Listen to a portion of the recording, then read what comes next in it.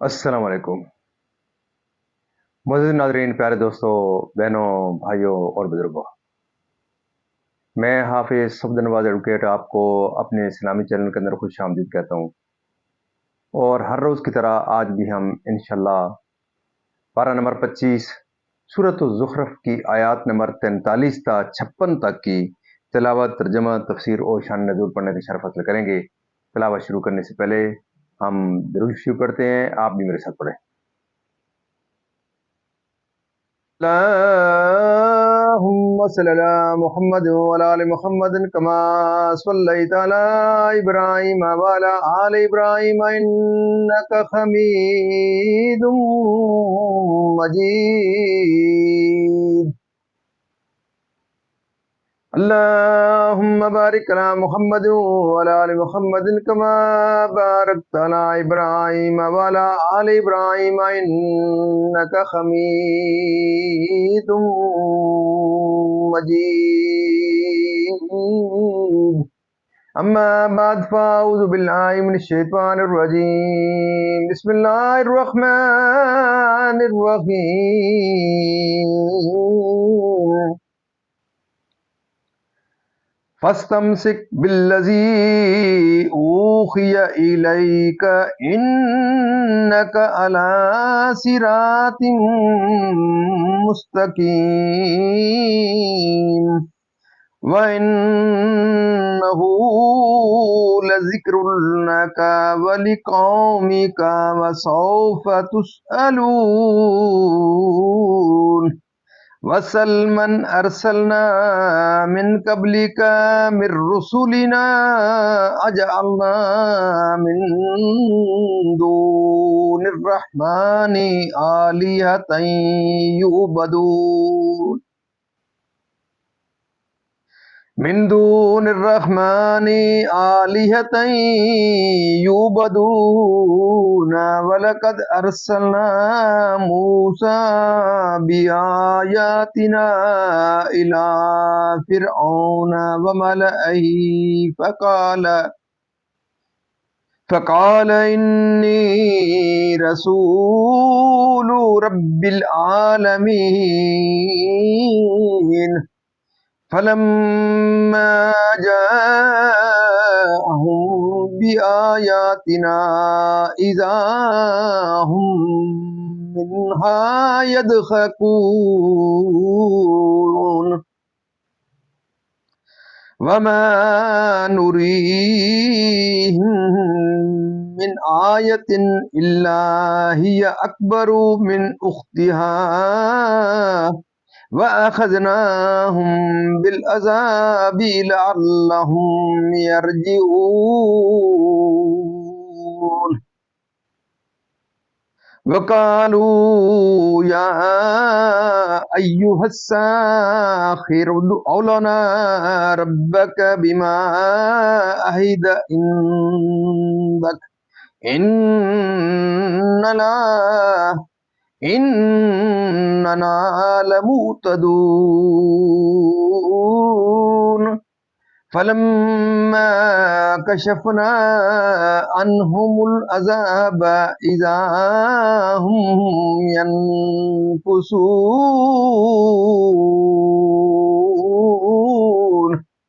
वनादा फ़िरऔनु फ़ी क़ौमिही क़ाल या क़ौमी अलैस ली मुल्कु मिस्र वहाज़िहिल अन्हारु तजरी मिन तख्ती अफला तुबसिरून। अम अना खैरुम मिन हाज़ल्लज़ी हुवा महीनुन वला यकादु युबीन।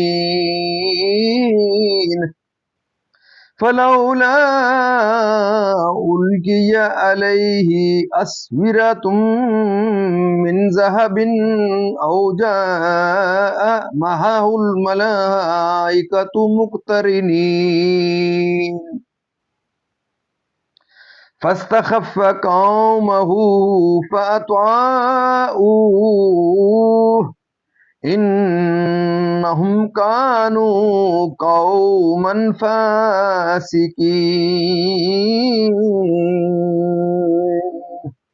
فلما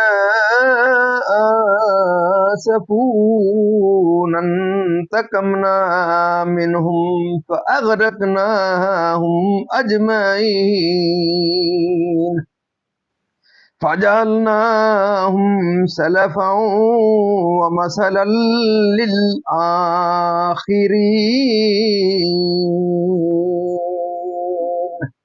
صدق اللہ العظیم۔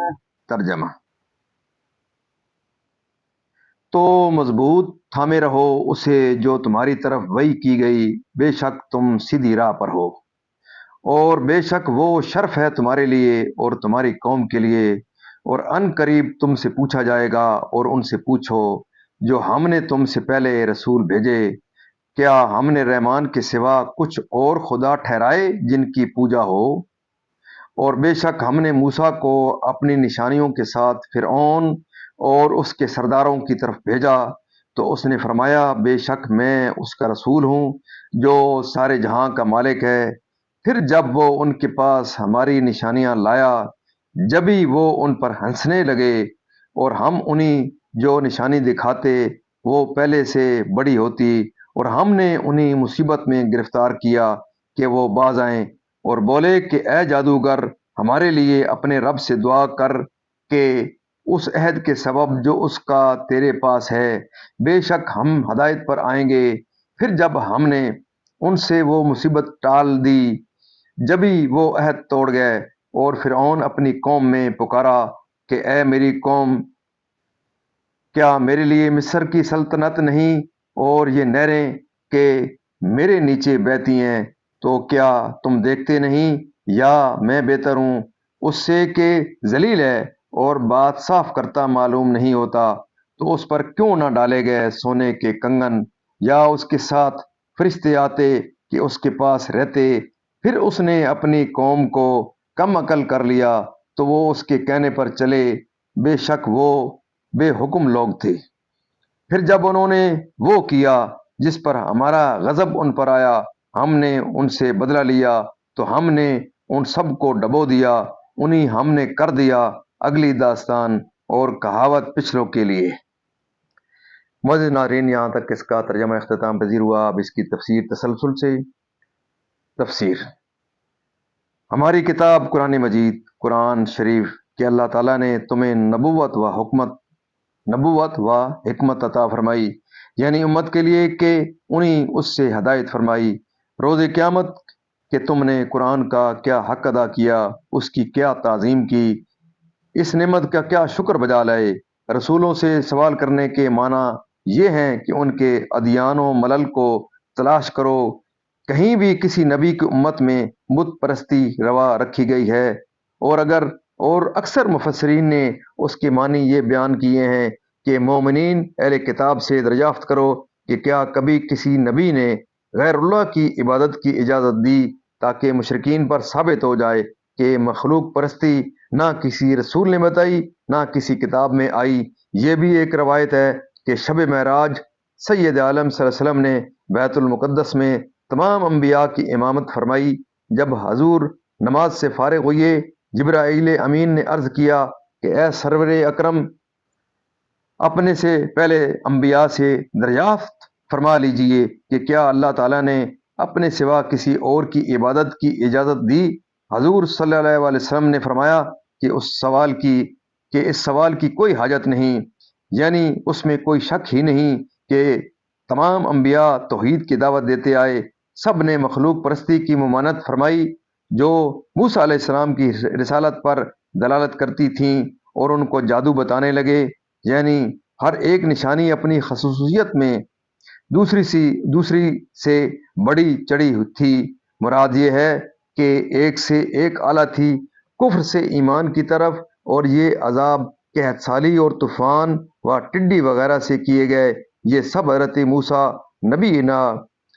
موسیٰ علیہ نبینا و علیہ الصلاۃ والسلام کی نشانیاں تھیں جو ان کی نبوت پر دلالت کرتی تھیں، اور ان میں ایک سے ایک بلند و بالا تھی۔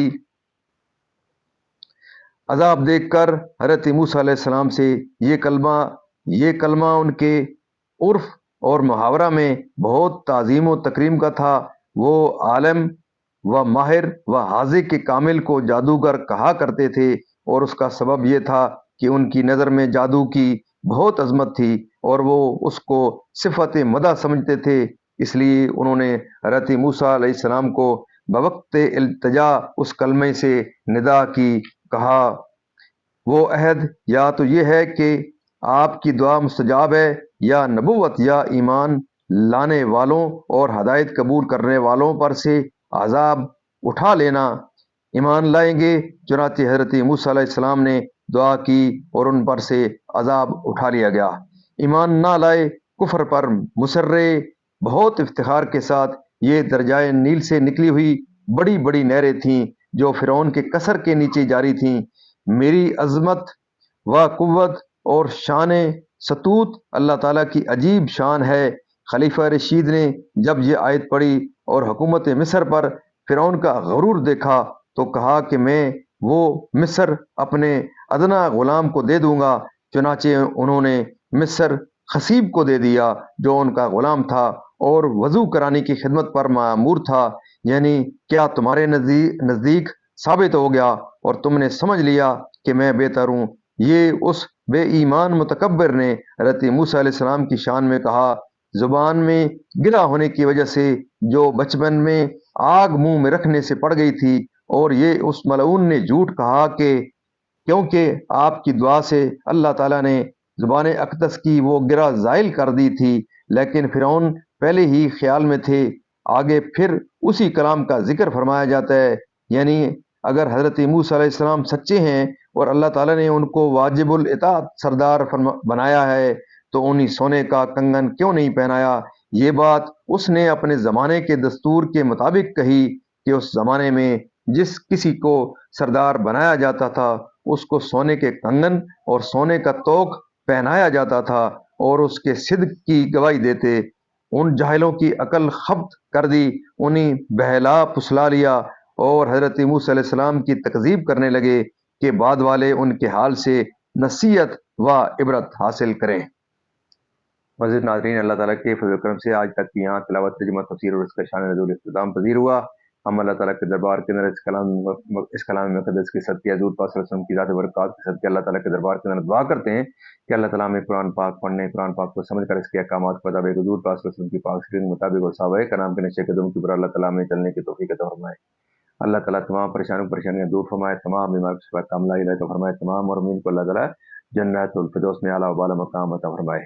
آپ تمام مزید ناظرین سے یہ صدا ہے کہ ختم نبوت کے صدقے آپ کے پاس اس رمضان شریف کے مہینے کے اندر ایک بہت بڑا عظیم موقع ملا ہے آپ کو کہ آپ ضرور اس پروگرام کو ضرور خود بھی دیکھیں، اس ویڈیو کو پورا دیکھا کریں اور خود بھی دیکھیں، اپنے بچوں کو تلقین کریں، اپنے دوستوں عزیز و اقارب کے ساتھ ضرور اس یوٹیوب کے چینل کو شیئر کریں۔